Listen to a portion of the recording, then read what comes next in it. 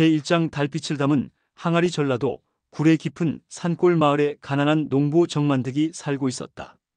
그의 논밭은 메마르고 척박해서 아무리 애써도 겨우 입에 풀칠이나 할 정도였다. 아내는 병으로 누워있고 어린 아들 철수는 하루 걸러 하루씩 굶는 날이 많았다. 아버지, 배고파요. 철수야, 조금만 참거라. 내일 아침에는 죽이라도 끓여줄게. 만득은 아들의 앙상한 얼굴을 보며 가슴이 찢어질 듯 아팠다. 옆방에서는 아내 순이가 기침을 하며 신음하고 있었다. 여보, 약값이라도 있으면 좋을 텐데. 순이의 약한 목소리가 들려왔다. 그날 밤 만득은 잠들지 못하고 마당에 나와 하늘을 올려다보았다. 보름달이 유난히 밝게 빛나고 있었다. 저 달빛이라도 담아둘 수 있다면. 그때 등 뒤에서 나직한 목소리가 들렸다. 무엇을 중얼거리고 있는가? 만득이 돌아보니 흰 수염을 기른 노인이 서 있었다. 언제 나타났는지도 모를 정도로 조용히 다가온 노인이었다. 아, 깜짝이야. 어르신, 이 밤중에 어디서 오셨습니까? 나는 길을 잃고 헤매다가 이곳에 이르렀소. 하룻밤 쉬어갈 수 있겠소? 만득은 난처했다. 집안 사정이 이런데 남을 대접할 형편이 못 되었기 때문이다. 어르신, 죄송하지만 저희 집은 너무 가난해서.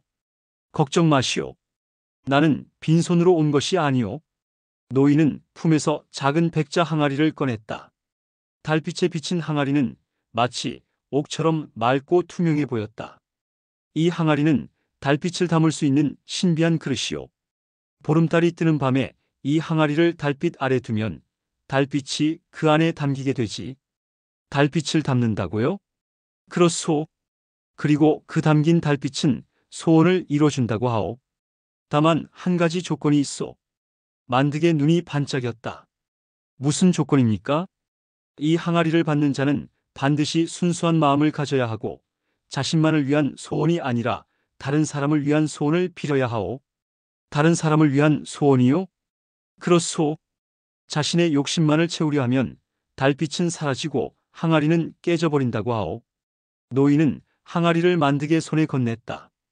이것을 당신에게 맡기겠소. 당신의 마음이 순수하다는 것을 알 수 있소. 다음 날 아침 노인은 어디론가 사라져버렸다. 만득은 항아리를 들여다보았다. 정말 신기하게도 그 안에 은은한 빛이 담겨 있었다. 이게 정말 달빛일까? 며칠 후 다시 보름달이 떴다. 만득은 조심스럽게 항아리를 마당에 내놨다. 달빛이 항아리 속으로 스며드는 것이 눈에 보였다. 정말 신기하구나. 그런데 이상한 일이 벌어졌다. 항아리에 달빛이 가득 차자 주변 논밭이 은빛으로 반짝이기 시작한 것이다. 그리고 메말랐던 땅에서 새싹들이 돋아나기 시작했다. 어머, 이게 무슨 일이야? 아내 순이도 밖으로 나와 신기한 광경을 바라보았다. 순아, 이 항아리는 정말 신비한 힘이 있는 것 같아. 하지만 만득은 섣불리 소원을 빌지 않았다. 노인의 말을 기억하고 있었기 때문이다. 자신만을 위한 소원이 아니라 다른 사람을 위한 소원을 빌어야 한다고 했었다. 며칠을 고민한 끝에 만득은 결심을 굳혔다. 달빛님, 저에게 소원을 들어주신다면 우리 마을 사람들이 모두 굶주림에서 벗어날 수 있게 해주세요. 그리고 아픈 사람들이 모두 건강해지게 해주세요. 그런데 놀라운 일이 벌어졌다. 항아리에서 따뜻한 빛이 나오더니 그 빛이 마을 전체를 비추기 시작한 것이다. 그러자 마을 곳곳에서 기적 같은 일들이 일어났다. 말라붙었던 우물에서 맑은 물이 솟아나고 시들었던 농작물들이 파릇파릇하게 살아났다. 무엇보다 신기한 것은 아픈 사람들이 하나둘 건강해지기 시작한 것이었다. 여보, 기침이 멎었어. 몸이 한결 가벼워진 것 같아. 순이가 기뻐했다. 마을 사람들이 하나둘 만득의 집으로 몰려왔다. 만득이, 이게 대체 무슨 일이야? 논에 물이 가득 차고 벼가 이렇게 잘 자라다니. 우리 할머니가 갑자기 일어나셨어. 하지만 만득은 항아리 이야기를 함부로 하지 않았다. 혹시 욕심 많은 사람들이 달빛을 차지하려 할까봐 걱정되었기 때문이다. 그냥 하늘의 도움을 받은 것 같습니다. 그런데 이상한 소문이 돌기 시작했다. 이웃 마을의 부자 박진사가 만드의 집에 신비한 보물이 있다는 소문을 들었다는 것이다. 만드가 들었는데 내 집에 신기한 물건이 있다며? 박진사가 하인들을 대동하고 찾아왔다. 무슨 말씀이십니까? 시침이 떼지 마라.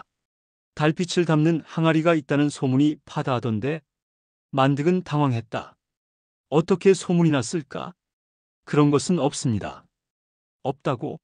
그럼 내 농사가 이렇게 잘 되고 마을이 갑자기 풍요로워진 게 어떻게 설명하겠느냐? 박진사는 집안을 수색하기 시작했다.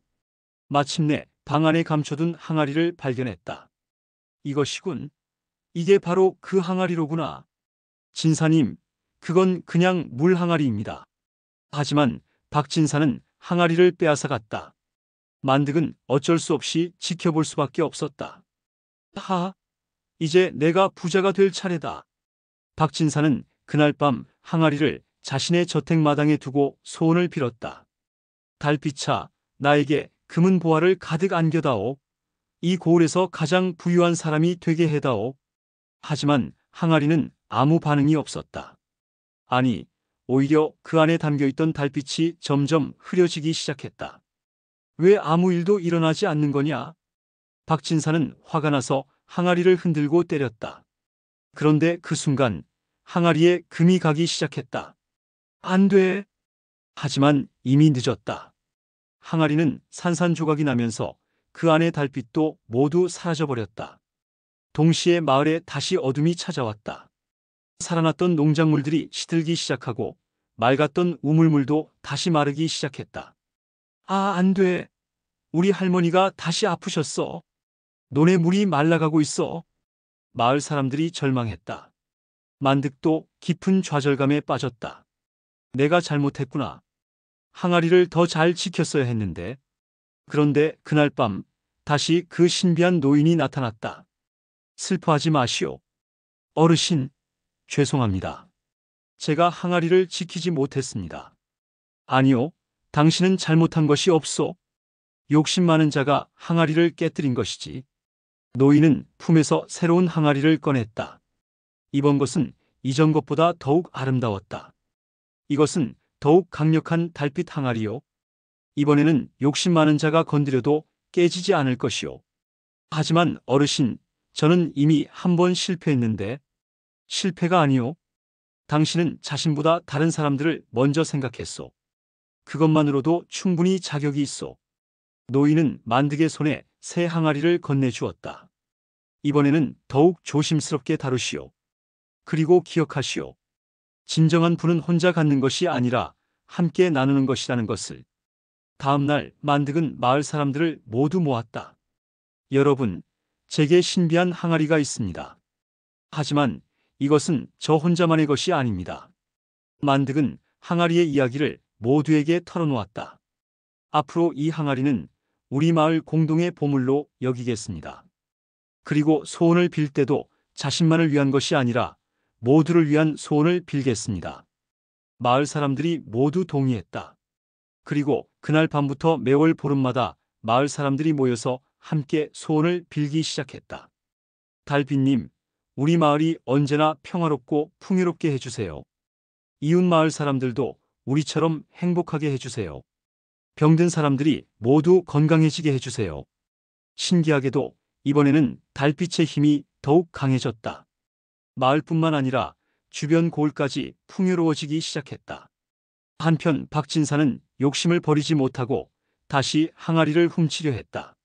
하지만 이번에는 달빛 항아리 주변에 신비한 빛의 방패가 쳐져 있어서 욕심 많은 자는 아예 가까이 갈 수도 없었다.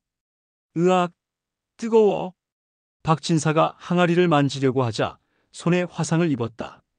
이런 젠장, 도대체 뭐가 어떻게 된 거야? 결국 박진사는 포기할 수밖에 없었다. 그리고 나중에 깨달았다. 자신의 욕심 때문에 얼마나 많은 것을 잃었는지를. 세월이 흘러 만득의 아들 철수가 자라서 어른이 되었다. 철수는 아버지로부터 항아리를 물려받았다. 아버지, 이 항아리를 어떻게 지켜나가야 할까요? 철수야, 기억해라. 이 항아리의 힘은 나누는 데서 나온다는 것을.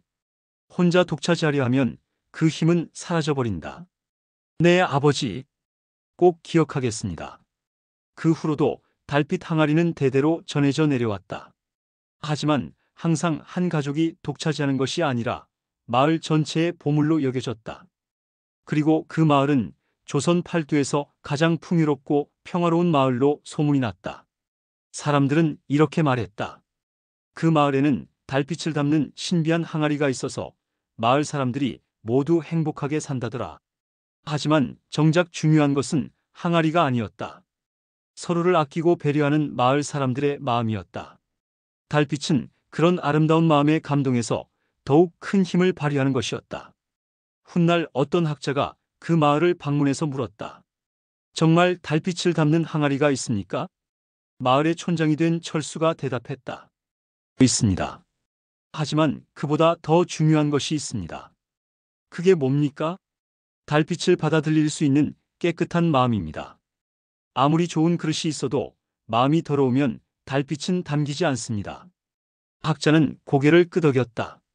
그렇군요. 결국 그릇이 아니라 담는 사람의 마음이 중요한 것이로군요. 맞습니다. 욕심 없는 마음, 남을 배려하는 마음, 나눔의 마음이 있어야 진정한 달빛을 담을 수 있습니다. 그날 밤에도 마을 하늘에는 밝은 달이 떠올랐다. 그리고 작은 백자 항아리에는 은은한 달빛이 가득 담겨 있었다.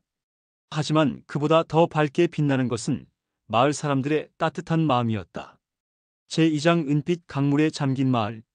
보름달이 뜨는 밤이면 강물이 은빛으로 물든다. 그 은빛 물결 속에서 누군가는 마을을 본다고 했다. 오래전 홍수에 잠긴 그 마을을. 어서 들어와라, 춘삼아. 밖이 쌀쌀하구나. 할머니의 목소리가 따뜻했다. 춘삼은 강가에서 돌아와 방문을 열었다. 아궁이에서 피어오르는 연기가 방 안을 따스하게 데웠다. 할머니, 오늘 밤도 강물이 이상해요. 은빛으로 반짝이는데. 그래, 보름달이 뜨는 밤이니까 그럴 게다. 할머니는 실을 잡다가 손을 멈췄다. 깊은 주름 사이로 무언가 복잡한 감정이 스쳐 지나갔다. 할머니는 못 보셨어요? 강물 속에 비치는 마을을? 마을이라니. 할머니의 목소리가 떨렸다. 실패가 바닥에 굴러떨어졌다. 할머니, 왜 그러세요? 아니다. 그냥 옛날 이야기일 뿐이야. 하지만 할머니의 눈빛은 흔들리고 있었다. 마치 오래된 비밀을 간직한 사람의 눈처럼. 그날 밤 춘삼은 잠들지 못했다. 창밖으로 보이는 강물이 유난히 밝게 빛났다. 은빛 물결이 물고기처럼 꿈틀거렸다. 춘삼아. 어디선가 부르는 소리가 들렸다. 여자 목소리였다. 젊고 애절한. 춘삼은 이불을 걷어차고 일어났다. 할머니는 깊이 잠들어 있었다. 문을 살짝 열고 밖을 내다봤다. 강물 위로 희미한 그림자가 어른거렸다. 집들이었다. 기와 지붕과 흙담장, 그리고 그 사이를 걸어다니는 사람들의 모습까지. 이상해. 춘삼은 강가로 향했다. 발걸음을 옮길 때마다 풀벌레들이 놀라 달아났다. 강가에 서자 물속의 마을이 더욱 선명해졌다. 마치 거울 속에 다른 세상이 펼쳐진 것 같았다. 춘삼아. 또다시 부르는 소리. 이번엔 더 가까웠다. 누구세요? 춘삼이 물었지만 대답은 없었다. 대신 물속 마을에서 한 여자가 나타났다. 한복을 입고 머리를 곱게 빗은 젊은 여자였다. 여자는 춘삼을 향해 손을 내밀었다. 그 손길이 간절해 보였다. 들어와. 춘삼아. 저는 왜 제 이름을 아세요? 오래 기다렸어. 여자의 목소리가 물결치듯 일렁였다. 춘삼은 한 걸음 물속으로 들어갔다. 차가운 강물이 발목을 감쌌다. 그런데 신기하게도 더 깊이 들어갈수록 물이 따뜻해졌다. 춘삼아, 안 돼. 뒤에서 할머니의 목소리가 들렸다. 급히 달려온 할머니는 춘삼의 팔을 잡아당겼다. 할머니, 나와라, 얼른. 할머니의 힘이 생각보다 셌다. 춘삼은 물 밖으로 끌려 나왔다. 할머니, 저기 마을이 보여요. 그리고 여자가. 보이면 안 된다. 절대로. 할머니의 목소리에 공포가 섞여 있었다. 왜요? 대체 무슨 일이에요? 할머니는 한참을 말하지 못했다. 떨리는 입술로 중얼거렸다. 미안해. 미안해. 할머니, 집에 가자. 지금 당장. 할머니는 춘삼의 손을 꽉 잡고 집으로 향했다. 뒤돌아보니 강물 위의 마을이 점점 흐려지고 있었다. 집에 돌아와서도 할머니는 계속 떨고 있었다. 할머니, 도대체 뭐가 무서운 거예요? 춘삼아, 너는 모르는 게 나아.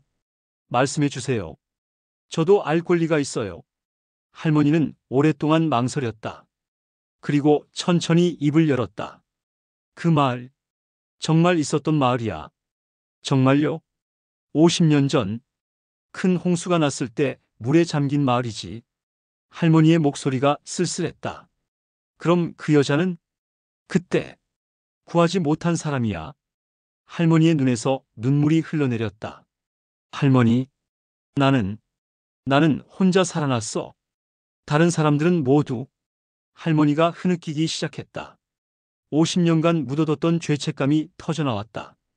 그 여자, 내 친구였어. 영희라고 했지. 마지막에 내 손을 잡으려 했는데. 할머니, 나는 놓쳤어. 그 손을. 혼자 살겠다고. 춘삼은 할머니를 꽉 안아줬다. 할머니의 등이 너무나 작았다. 할머니 잘못이 아니에요. 아니야. 내가 구해야 했는데. 할머니도 살아야 했잖아요. 하지만 할머니는 계속 자신을 탓했다. 영희는 보름달 밤마다 나타나 나를 부르려고. 그래서 그 마을이 보이는 거예요? 아마 나 때문일 거야. 내가 잊지 못해서. 춘삼은 할머니를 달래려 했지만 쉽지 않았다. 다음 날 아침 할머니는 열이 많이 났다. 밤새 울어서인지 눈도 많이 부어 있었다. 할머니, 약 좀 드세요. 고마워, 춘삼아. 할머니는 약을 받아 마셨지만 여전히 아파 보였다. 할머니, 제가 강에 가서 영희 할머니를 만나볼까요? 안 돼. 절대로. 할머니가 벌떡 일어났다. 위험해. 그곳에 들어가면 돌아올 수 없어. 하지만 할머니가 이렇게 아파하시는데. 춘삼아, 약속해. 절대 강에 가지 않겠다고. 할머니의 눈빛이 간절했다. 네, 약속할게요. 하지만 춘삼의 마음은 편치 않았다. 할머니가 이렇게 고통받는 것을 보고만 있을 수 없었다. 그날 밤 할머니는 잠들지 못하고 계속 중얼거렸다. 미안해, 영희야. 정말 미안해. 용서해줘. 제발.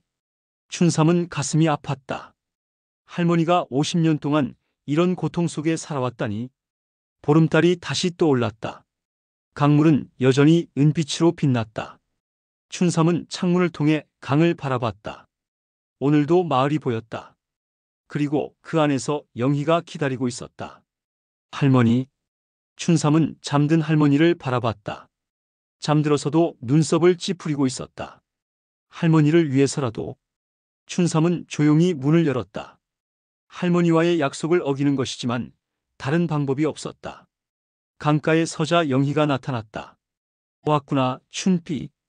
영희의 목소리가 반가웠다. 영희 할머니. 할머니라니. 나는 아직 23인데. 영희가 슬프게 웃었다. 죄송해요. 그런데 우리 할머니 때문에 왔어요. 순이. 어떻게 지내고 있니? 할머니 이름이 순이세요? 응. 내 가장 친한 친구였어. 영희의 눈에서 그리움이 흘러나왔다. 할머니가 많이 아파해요. 영희 할머니를 구하지 못했다고. 순이가. 영희가 놀란 것 같았다. 네. 50년 동안 계속. 아니야. 순이 잘못이 아니야. 영희가 고개를 저었다. 그때 나는 순이를 밀어냈어. 혼자라도 살라고. 춘삼이 깜짝 놀랐다. 정말요? 응. 내가 순이 손을 놓은 거야. 순이가 살아야 한다고 생각했거든. 영희의 고백에 춘삼은 할 말을 잃었다. 그런데 순이는 자기 탓이라고 생각하고 있구나. 네. 많이 괴로워하세요. 미안해. 내가 계속 나타나서 더 아프게 했나 봐. 영희가 미안해했다. 아니에요. 할머니는 영희 할머니를 그리워하세요? 정말? 네. 가장 친한 친구였다고 하시면서 영희의 얼굴이 밝아졌다. 나도 순이가 보고 싶어서 계속 나타난 거야. 그럼 할머니를 만나주실 수 있어요? 하지만 순이가 무서워할 것 같은데. 괜찮아요. 제가 설득해 볼게요. 춘삼이 말했다. 정말 순이를 만날 수 있을까? 영희의 목소리에 희망이 섞였다. 네. 내일 밤에 할머니와 함께 올게요. 고마워. 정말 고마워. 영희가 환하게 웃었다. 그 웃음이 강물에 반짝반짝 퍼져나갔다. 집에 돌아와 보니 할머니가 깨어 있었다. 춘삼아, 어디 갔었니? 죄송해요, 할머니. 약속을 어겨서 강에 갔었구나. 할머니의 목소리가 체념에 찼다. 네. 하지만 영희 할머니를 만났어요.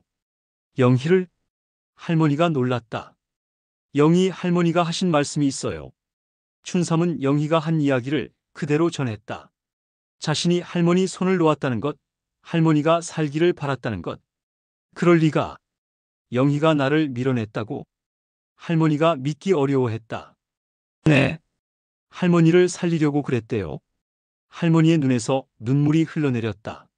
하지만 이번엔 슬픔의 눈물이 아니었다. 정말 그런 일이. 영희 할머니가 만나고 싶어 해요. 나도 영희를 보고 싶어. 할머니가 떨리는 목소리로 말했다. 다음 날 밤 할머니와 춘삼은 함께 강가로 갔다. 할머니는 춘삼의 팔에 의지해 천천히 걸었다. 강물 위로 마을이 나타나자 할머니가 숨을 헐떡였다.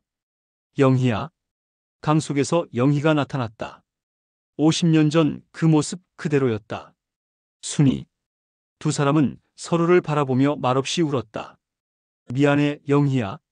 내가 너를 구하지 못해서. 아니야, 순이야. 내가 미안해. 너를 혼자 두고 가서. 영희야. 순이야. 50년간 쌓인 오해가 풀어지는 순간이었다. 나 너를 그리워했어. 매일매일. 할머니가 흐느꼈다. 나도 순이가 잘 살고 있는지 궁금했어. 잘 살지 못했어. 너 없이는. 이제 됐어, 순이야. 이제 그만 울어도 돼. 영희가 다정하게 말했다. 영희야, 용서해 줄 수 있니? 용서할 게 없어. 우리 둘 다 최선을 다했잖아. 두 친구는 오랫동안 이야기를 나눴다. 지난 50년간의 일들을. 순이야, 이제 나는 가야 해. 영희야, 가지 마. 괜찮아. 이제 마음이 편해졌어. 순이도 편해지길 바라. 영희가 손을 흔들었다. 영희야. 하지만 영희는 점점 흐려져 갔다. 그리고 마을도 함께. 안녕, 순이야. 행복하게 살아. 영희의 목소리가 바람처럼 사라졌다. 할머니는 한참을 그 자리에 서 있었다. 그리고 조용히 말했다. 이제 편안해졌구나. 그날 밤부터 할머니는 편히 잠들 수 있게 됐다. 더 이상 밤마다 중얼거리지도 않았다. 그리고 보름달이 뜨는 밤에도 강물 위에 마을이 나타나지 않았다. 할머니, 영희 할머니는 어디로 간 걸까요? 편안한 곳으로 갔을 거야. 이제 더 이상 이 세상에 머물 이유가 없으니까. 할머니의 얼굴이 평온했다. 그럼 할머니도 이제 편하시죠? 응. 정말 오랜만에 편해졌어. 할머니가 춘삼의 손을 잡았다. 고마워, 춘삼아. 내가 아니었으면. 아니에요. 할머니와 영희 할머니가 해결하신 거예요. 그래도 내가 다리 역할을 해줘서. 할머니가 미소를 지었다. 오랜만에 보는 진짜 미소였다. 그 후로 강물은 그냥 강물이었다. 더 이상 은빛으로 반짝이지도 마을이 비치지도 않았다. 하지만 할머니는 가끔 강가에 나가 앉아 있었다. 영희를 그리워하는 것이 아니라 좋은 추억을 떠올리며. 할머니, 뭐 하세요? 영희와 함께 놀던 때를 생각해보고 있어. 할머니의 목소리가 따뜻했다. 좋은 추억이 많으셨나 봐요. 그럼 영희는 정말 좋은 친구였거든. 할머니가 하늘을 올려다봤다. 지금도 어딘가에서 나를 지켜보고 있을 거야. 네, 분명히요. 춘삼도 함께 하늘을 바라봤다. 구름 사이로 별들이 반짝이고 있었다. 그날 밤 할머니는 처음으로 영희 이야기를 즐겁게 들려주었다. 슬픈 이야기가 아니라 행복했던 추억들을. 영희는 참 재미있는 아이였어. 항상 새로운 놀이를 만들어내곤 했지. 어떤 놀이요? 강에서 물고기 잡기, 산에서 나물 캐기, 밤에는 별자리 찾기. 할머니의 얼굴이 환해졌다. 정말 좋았겠어요. 응. 그때가 가장 행복했던 시절이었어. 할머니가 춘삼을 바라봤다. 춘삼아, 너도 좋은 친구를 많이 사귀렴. 네, 할머니. 친구는 정말 소중한 거야. 평생 함께할 수 있는. 할머니의 목소리가 잔잔했다. 그 후로 할머니는 마을 사람들과도 더 많이 어울렸다. 50년간 마음의 문을 닫고 살았는데 이제야 열게 된 것이었다. 순이 할매, 오늘 날씨 좋네요. 그러게 말이에요. 빨래 말리기 딱 좋아요. 할머니가 이웃과 정겨운 대화를 나누는 모습을 보며 춘삼은 흐뭇했다. 영희는 떠났지만 할머니에게 평화를 남기고 간 것이었다. 그리고 춘삼도 그 일을 통해 많은 것을 배웠다. 용서의 힘, 우정의 소중함, 그리고 진실의 중요성을. 보름달이 뜨는 밤이면 춘삼은 여전히 강을 바라봤다. 하지만 이제는 무서움이 아니라 감사함으로. 영의 덕분에 할머니가 행복해졌으니까. 강물은 고요히 흘러갔다. 은빛 달빛을 머금고. 그리고 어디선가 바람에 실려오는 듯한 웃음소리. 두 친구의 행복했던 웃음소리가. 그 웃음소리는 춘삼의 마음에도 따스한 온기를 불어넣어 주었다. 할머니와 영희의 우정은 죽음도 시간도 끊을 수 없는 것이었다. 그리고 그 우정이 또 다른 사람들에게도 희망을 주고 있었다. 사랑하는 사람을 잃은 슬픔, 후회와 죄책감, 그리고 용서와 화해. 인간의 마음이 가진 복잡하고도 아름다운 감정들이 강물처럼 흘러가며 모든 것을 정화시켜 주었다. 은빛 강물에 잠긴 마을의 이야기는 그렇게 끝이 났다. 하지만 그 이야기가 전하는 메시지는 영원히 남을 것이다. 진정한 우정은 어떤 것도 끊을 수 없다는 것을. 그리고 용서와 화해가 가져다주는 평화가 얼마나 소중한지를. 춘삼은 그날 밤 깊이 잠들었다. 할머니의 평온한 숨소리를 들으며. 그리고 꿈속에서 두 친구가 함께 웃으며 뛰어노는 모습을 보았다. 젊은 시절의 할머니와 영희가. 그 꿈은 너무도 아름다워서 춘삼은 깨고 싶지 않았다. 하지만 아침은 어김없이 왔고 새로운 하루가 시작되었다. 할머니는 일찍 일어나 아침밥을 지었다. 오랜만에 콧노래를 부르면서 춘피야 일어나거라. 아침이다. 할머니의 목소리가 한결 밝아져 있었다. 네, 할머니. 춘삼도 기분 좋게 일어났다. 그날부터 두 사람의 일상은 완전히 달라졌다. 할머니는 더 이상 과거에 얽매이지 않았고 춘삼은 할머니의 행복한 모습을 보며 자신도 행복했다. 영희가 남긴 가장 큰 선물이었다. 평화와 행복이라는 제3장 달토끼의 그림자. 어둠이 깔린 산골 마을의 달빛만이 유일한 등불이었다. 초가집들 사이로 은은하게 퍼지는 달빛 아래 한 노인이 홀로 앉아 하늘을 올려다보고 있었다. 달림아, 오늘도 토끼가 맷돌질하고 있구나. 노인의 목소리가 쓸쓸했다. 주름진 얼굴에 달빛이 스며들어 더욱 깊은 그림자를 만들었다. 할아버지, 또 달 보고 계세요? 뒤에서 들려온 목소리에 노인이 돌아봤다. 손자 덕이었다. 덕이야, 아직 안 잤니? 네. 잠이 안 와요. 할아버지는 왜 맨날 달만 보세요? 덕이가 할아버지 옆에 앉았다. 12살 소년의 눈에도 할아버지의 외로움이 느껴졌다. 달 속에 토끼가 살고 있다는 이야기 들어봤니? 네, 떡방아 찢는 토끼 말이죠. 그게 아니야. 맷돌을 돌리는 토끼 말이야. 할아버지의 눈빛이 신비롭게 빛났다. 맷돌이요? 그래. 그 토끼는 밤마다 맷돌을 돌려서 꿈과 희망을 빚어낸다고 했어. 정말이에요? 덕이의 눈이 반짝였다. 세상 모든 아이들이 좋은 꿈을 꿀 수 있도록 말이야. 할아버지가 달을 가리켰다. 보름달 속에서 토끼 모양의 그림자가 뚜렷이 보였다. 저 토끼가요? 그렇지. 보이니? 맷돌 돌리는 모양이. 덕이는 눈을 크게 뜨고 달을 바라봤다. 정말로 토끼가 무언가를 돌리고 있는 것 같았다. 와, 정말 움직여요. 그럼 저 토끼는 쉬지 않고 일해. 할아버지의 목소리에 애정이 묻어났다. 왜요? 세상에 슬픈 아이들이 너무 많거든. 할아버지의 표정이 어두워졌다. 할아버지도 슬퍼요?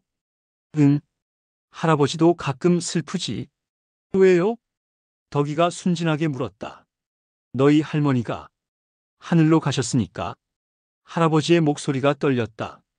그럼 할머니도 달 속에 계실까요? 글쎄, 모르겠다.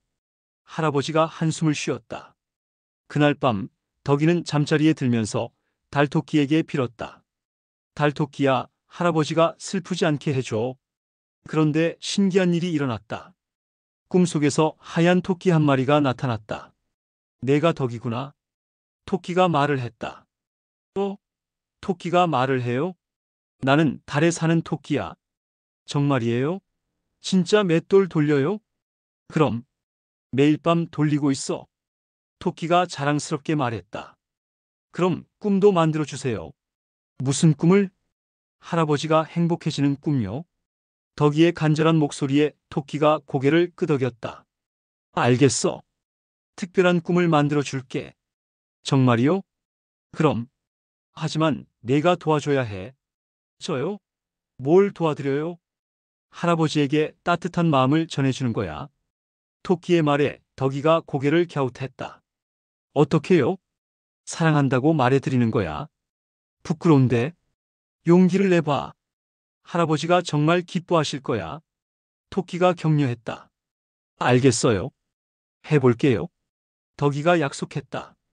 꿈에서 깨어난 덕이는 이상했다. 정말 생생한 꿈이었다. 아침이 되자 할아버지는 여전히 우울해 보였다. 할아버지, 밥 드세요. 고맙구나, 덕이야. 할아버지가 힘없이 대답했다.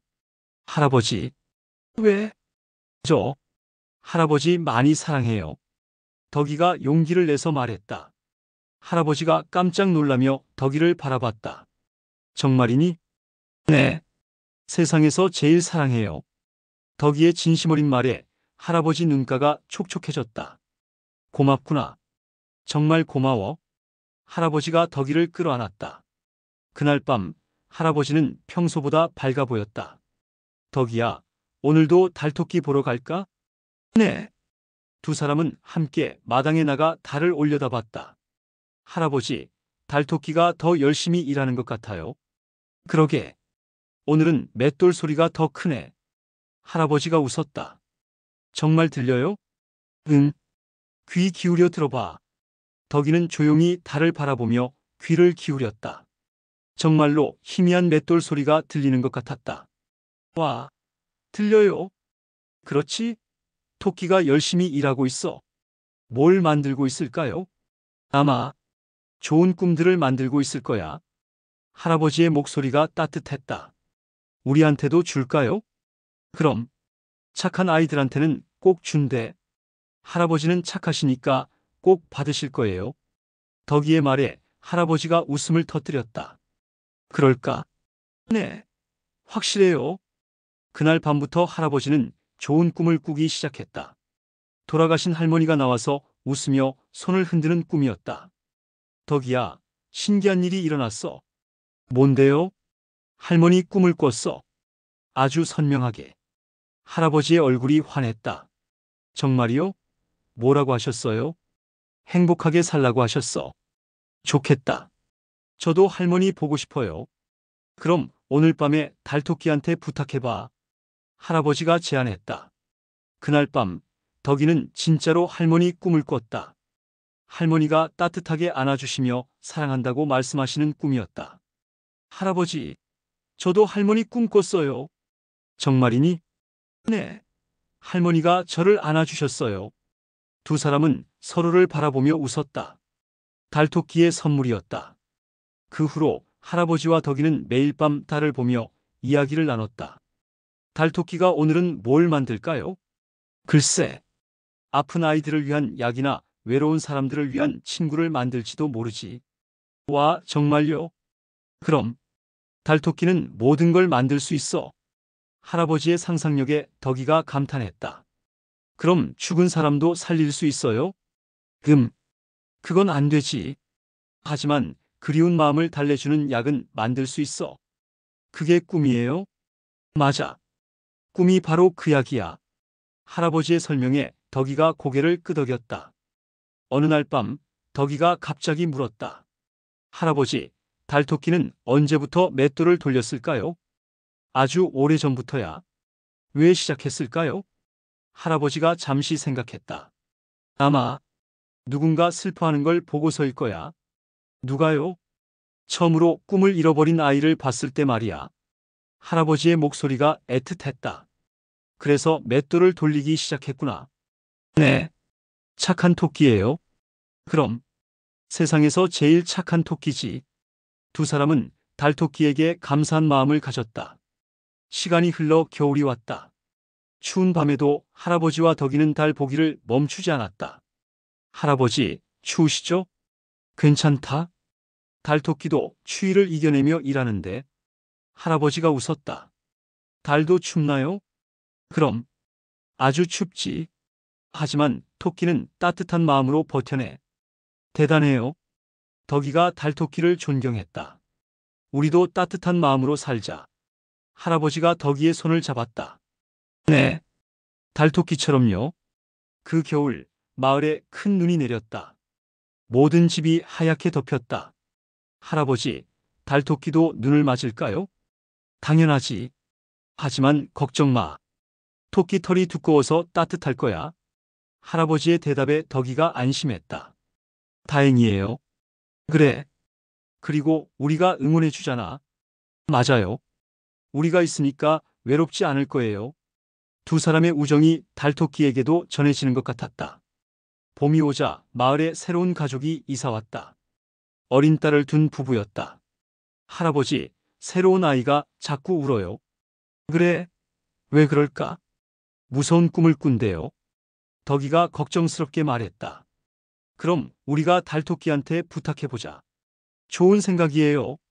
그날 밤 할아버지와 덕이는 간절히 빌었다. 달토끼야, 새로운 아이한테 좋은 꿈을 줘. 며칠 후 그 아이는 웃으며 뛰어다녔다. 할아버지, 그 아이가 좋은 꿈을 꿨대요. 정말이니? 네. 예쁜 나비들이 나와서 함께 놀았대요. 다행이구나. 달토끼가 들어줬네. 할아버지가 흐뭇해했다. 그 일로 마을 사람들도 달토끼 이야기에 관심을 가지기 시작했다. 정말 달에 토끼가 살아요? 꿈을 만들어준다고요? 사람들이 궁금해했다.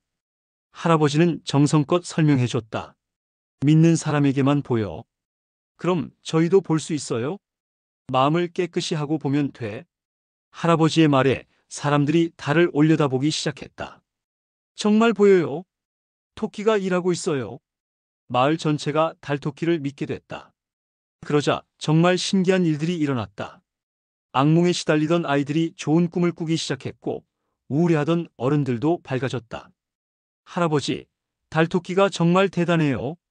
그럼 믿는 만큼 기적이 일어나. 할아버지의 눈빛이 지혜로웠다. 여름이 되자 마을에 축제가 열렸다. 달토끼를 기리는 축제였다. 모두 함께 달토끼에게 감사 인사를 드립시다. 마을 이장이 말했다. 달토끼야, 고마워. 모든 사람들이 함께 외쳤다. 그 순간 달이 더욱 밝게 빛나는 것 같았다. 할아버지, 달토끼가 기뻐하는 것 같아요. 그럼 이렇게 많은 사람들이 고마워하니까 축제는 밤늦도록 계속됐다. 아이들은 달을 보며 소원을 빌었고 어른들은 옛날 이야기를 나눴다. 우리 마을이 이렇게 화목해진 게 다 달토끼 덕분이네. 정말 그래요. 예전엔 이웃끼리도 서먹했는데 사람들이 감격해했다. 가을이 오자 할아버지가 몸이 아프기 시작했다. 할아버지, 괜찮으세요? 덕이가 걱정했다. 괜찮다? 조금 피곤할 뿐이야. 하지만 할아버지의 얼굴이 점점 야위어갔다. 달토끼한테 부탁해 볼까요? 아니야. 달토끼는 꿈을 주는 거지. 병을 고치는 게 아니야. 할아버지가 고개를 저었다. 그럼 어떻게 해요? 괜찮을 거야. 걱정 마.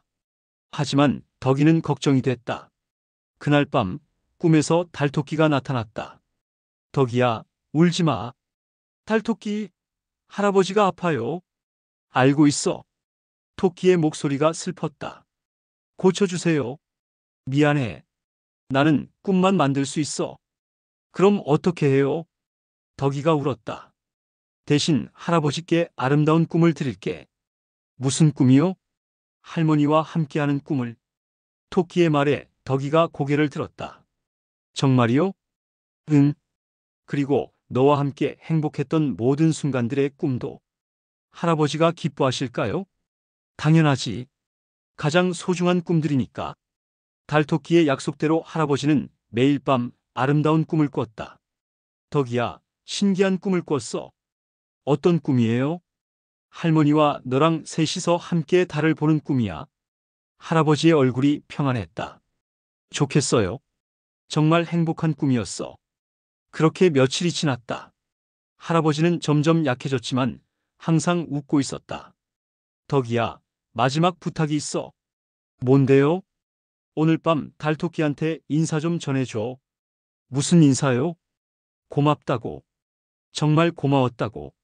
할아버지의 목소리가 약했다. 할아버지가 직접 하세요. 힘이 없어서. 내가 대신 해줘. 그날 밤 덕이는 달을 보며 할아버지의 인사를 전했다. 달토끼야, 할아버지가 정말 고맙다고 하세요. 달 속에서 토끼가 고개를 끄덕이는 것 같았다. 며칠 후 할아버지는 평안히 잠들었다. 꿈속에서 할머니와 함께 장례식 날 온 마을 사람들이 모였다.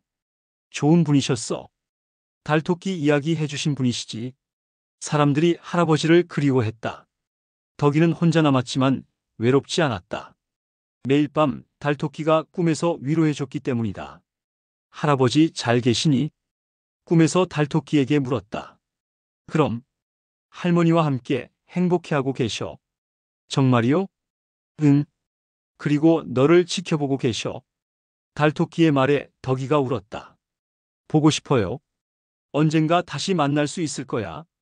정말요? 약속해. 달토끼의 약속을 믿으며 덕이는 꿈에서 깼다. 그날부터 덕이는 할아버지를 대신해 마을 아이들에게 달토끼 이야기를 들려주기 시작했다. 달 속에 토끼가 살고 있어. 정말이야? 응. 맷돌 돌려서 꿈을 만들어줘. 덕이의 이야기에 아이들이 눈을 반짝였다. 우리도 좋은 꿈 꿀 수 있어? 그럼. 착한 아이들한테는 꼭 줘. 덕이가 할아버지처럼 말했다. 시간이 흘러 덕이도 어른이 됐다. 하지만 여전히 달토끼를 믿었다. 결혼을 하고 아이를 낳은 후에도 매일 밤 달을 올려다봤다. 아빠, 저게 뭐예요? 아들이 물었다. 달토끼야. 너한테 좋은 꿈을 주려고 일하고 있어. 덕이가 아들에게 설명했다. 와, 정말이에요? 그럼 할증조 할아버지가 알려주신 거야. 이렇게 달토끼의 이야기는 대대로 전해졌다. 믿는 사람들에게는 계속해서 좋은 꿈을 선사하면서 그리고 달 속에서 토끼는 오늘도 맷돌을 돌리고 있다. 세상 모든 아이들이 좋은 꿈을 꿀 수 있도록 희망과 사랑으로 가득한 꿈을 달빛이 세상을 비추는 한 토끼의 맷돌질은 멈추지 않을 것이다. 그리고 그 맷돌에서 나오는 가루로 만든 꿈들이 오늘 밤에도 아이들의 베개맡에 살포시 내려앉을 것이다. 달토끼의 사랑이 담긴 선물과 함께 제4장 잠든 용의 심장. 깊은 산속에서 들려오는 이상한 소리가 있었다. 쿵, 쿵. 느리고 깊은 울림이었다. 마을 사람들은 그저 산이 내는 소리려니 했지만 늙은 광부 석수만은 달랐다. 또 시작됐구나.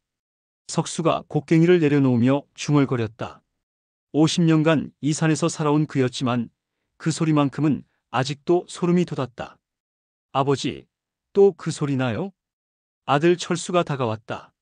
20살이 된 철수는 아버지를 따라 광산에서 일하기 시작한 지 얼마 되지 않았다. 응, 오늘따라 더 크게 들리네. 석수의 얼굴이 심각했다. 도대체 뭔 소리인지 무섭기만 해요. 무서워할 게 없어. 그냥 산이 숨쉬는 소리야. 하지만 석수의 목소리에도 불안이 묻어 있었다. 쿵, 쿵. 소리는 계속됐다.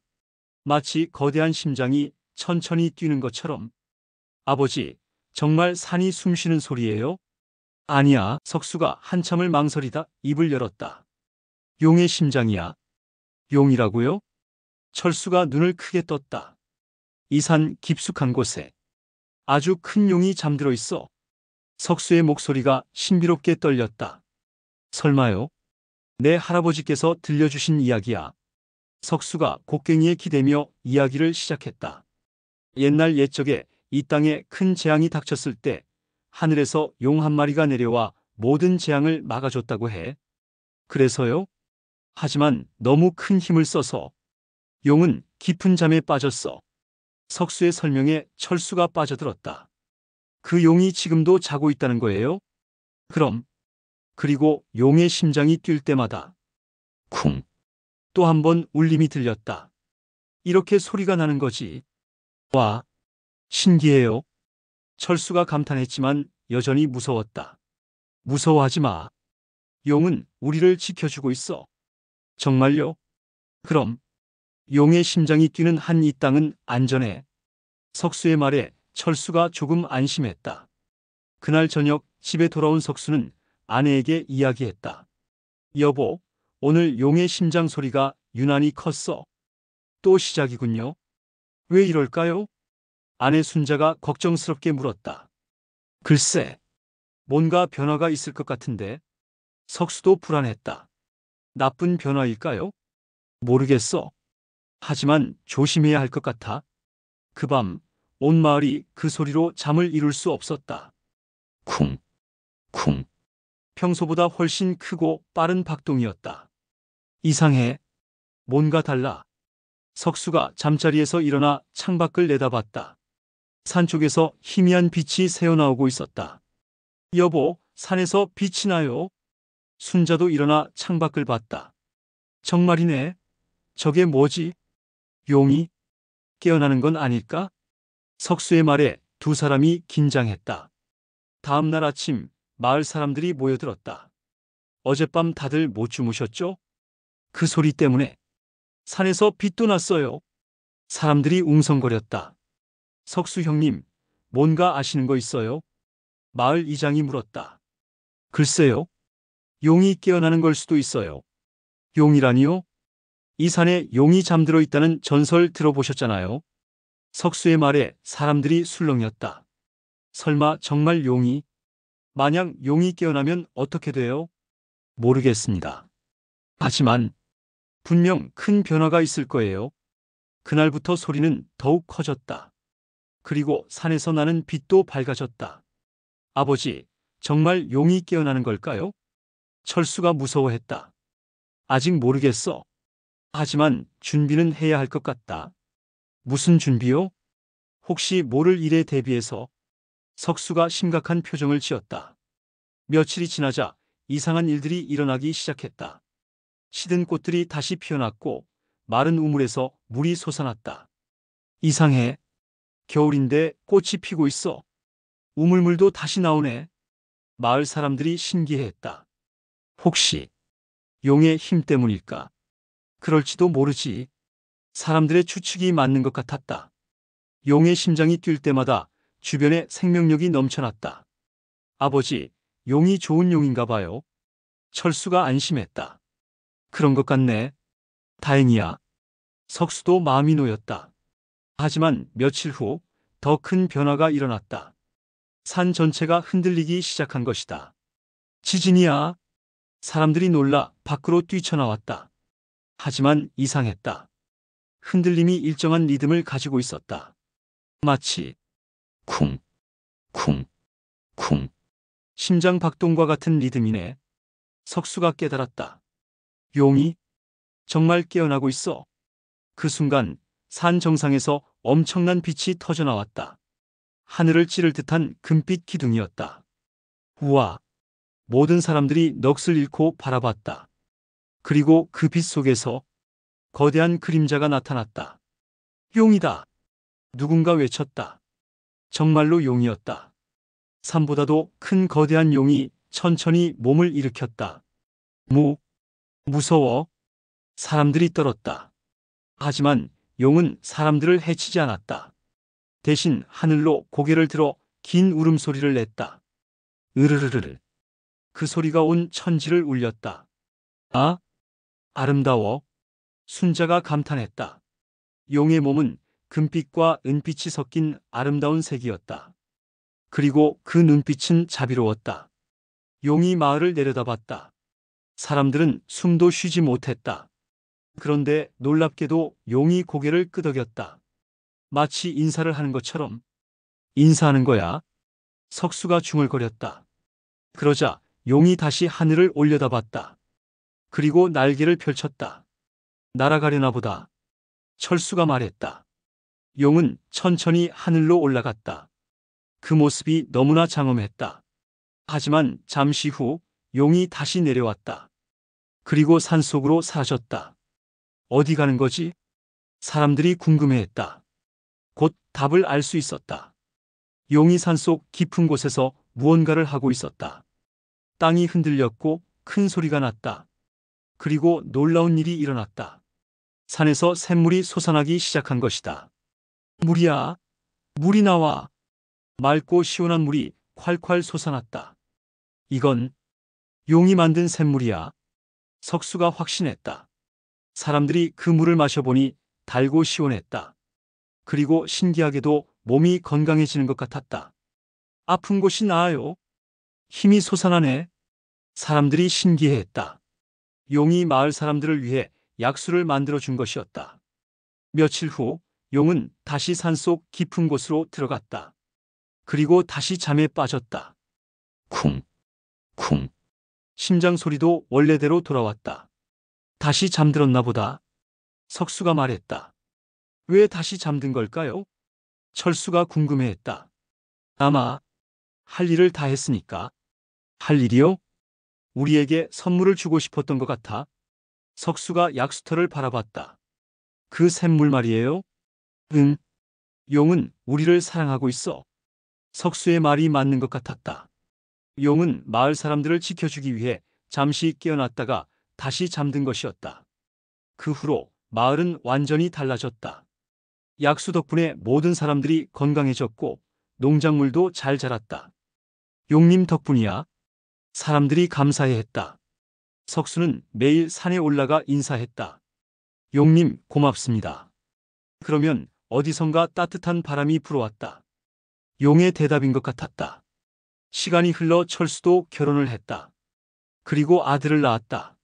할아버지, 저 소리가 뭐예요? 손자 민수가 물었다. 쿵, 쿵. 여전히 들려오는 심장 소리였다. 용의 심장 소리야. 석수가 민수에게 설명했다. 용이요? 응. 이 산에 착한 용이 살고 있어. 만날 수 있어요? 언젠가는 용이 필요하다고 생각하면 깨어날 거야. 석수가 손자를 안으며 말했다. 정말요? 그럼 용은 우리를 사랑하거든. 민수가 신기해했다. 그날 밤 민수는 용 꿈을 꿨다. 큰 용이 자신을 업고 하늘을 날아다니는 꿈이었다. 할아버지, 용 꿈 꿨어요. 정말이니? 네. 저랑 함께 놀았어요. 민수가 흥겨워했다. 다행이구나. 용이 너를 좋아하나 보다. 석수가 웃었다. 몇 년이 지나 석수가 늙어 병이 들었다. 아버지, 괜찮으세요? 철수가 걱정했다. 응, 괜찮아. 하지만 석수는 점점 약해졌다. 그런데 이상한 일이 일어났다. 용의 심장 소리가 빨라진 것이다. 쿵쿵, 쿵쿵. 용이 뭔가 알고 있나 보다. 석수가 중얼거렸다. 그날 밤 꿈에서 용이 나타났다. 석수야. 용이 말을 걸었다. 용님, 고마웠어. 오랫동안 나를 믿어줘서. 용의 목소리가 따뜻했다. 저야말로 고맙습니다. 이제 너도 쉴 때가 됐구나. 네. 많이 피곤해요. 걱정 마. 내 가족은 내가 지켜줄게. 용의 약속에 석수가 안심했다. 고맙습니다. 잘 가거라. 좋은 곳에서 만나자. 용이 석수를 축복했다. 며칠 후 석수는 평안히 세상을 떠났다. 장례식 날 온 마을 사람들이 모였다. 좋은 분이셨어. 용 이야기를 들려주신 분이시지. 그 순간 산에서 긴 울음소리가 들렸다. 으르르르르. 용이 석수를 위해 울어주는 것 같았다. 사람들이 모두 산을 바라보며 묵념했다. 그 후로 철수가 아버지의 뒤를 이었다. 매일 산에 올라가 용에게 인사했다. 용님, 아버지 잘 보셨죠? 바람이 대답하는 것 같았다. 민수도 자라서 용의 존재를 믿게 됐다. 아빠, 용이 정말 우리를 지켜줘요? 그럼, 증조 할아버지 때부터 지금까지. 철수가 확신 있게 말했다. 어느 날 큰 가뭄이 들었다. 모든 물이 말랐다. 하지만 용이 만든 약수만은 마르지 않았다. 역시 용의 선물이야. 사람들이 감사해했다. 그 약수 덕분에 마을은 가뭄을 이겨낼 수 있었다. 용님이 우리를 지켜주시는구나. 모든 사람들이 확신했다. 또 어느 해에는 큰 홍수가 났다. 다른 마을들은 물에 잠겼지만 이 마을만은 안전했다. 이상해. 왜 우리 마을만 안전하지? 용이 지켜주는 거야. 사람들이 믿었다. 정말로 물이 마을 경계선에서 멈췄다. 마치 보이지 않는 벽이 있는 것처럼. 신기해. 모든 사람들이 감탄했다. 이렇게 용은 계속해서 마을을 지켜줬다. 잠든 채로. 쿵, 쿵. 심장 소리만이 용의 존재를 알려줬다. 세월이 흘러 민수도 늙었다. 그리고 자신의 손자에게 이야기를 들려줬다. 태수야, 저 소리 들리니? 네, 할아버지. 용의 심장 소리야. 용이 정말 있어요? 그럼, 우리를 사랑하는 용이? 민수가 태수를 안으며 말했다. 언젠가 만날 수 있을까요? 필요할 때면 나타날 거야. 정말요? 응. 용은 약속을 지키는 존재거든. 이렇게 용의 이야기는 계속 전해졌다. 그리고 용의 심장은 오늘도 뛰고 있다. 쿵, 쿵. 마을을 지키기 위해, 사람들을 사랑하기 위해 그 심장 소리는 대지의 맥동이 되어 모든 생명체에게 힘을 주고 있다. 용이 잠든 채로도 세상을 사랑하고 있는 증거였다. 그리고 그 사랑은 영원히 계속될 것이다. 용의 심장이 뛰는 한 쿵, 쿵, 쿵.